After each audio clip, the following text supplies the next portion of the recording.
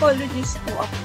Tinanong niya po ako that time kung may mga problema ba ako, may mga iniisip ba ako. May pinagawa po siya sa akin na test. Tapos iyon po, doon niya po sinabi na may hyperventilation syndrome na po ako. Yung carbon dioxide, the gas that we are exhaling out, goes out much faster. When you hyperventilate, you're expiring more carbon dioxide, which is still harmful on its own.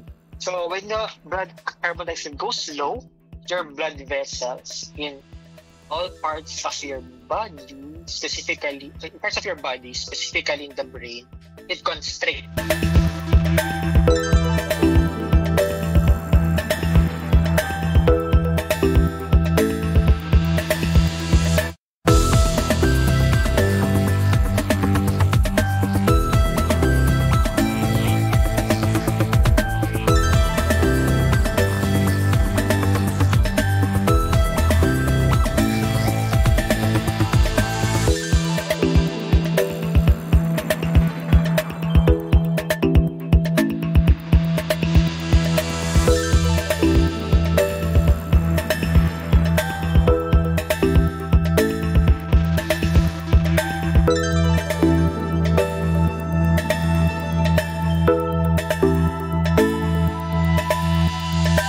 Yung mga ginagawa mo po dati, di mo na siya nagagawa ulit ngayon. Actually po, yung sobrang pagtawa, yung sobrang saya, naramdaman ko na po na nahihirapan na naman ako, babagsak na lang po ako.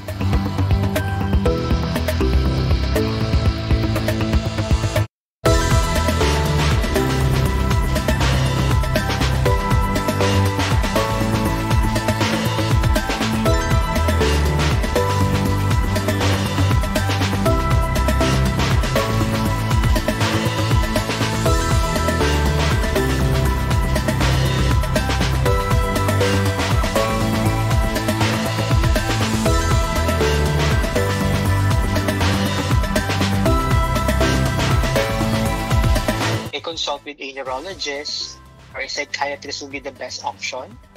They could explore and look for other causes that could explain the condition.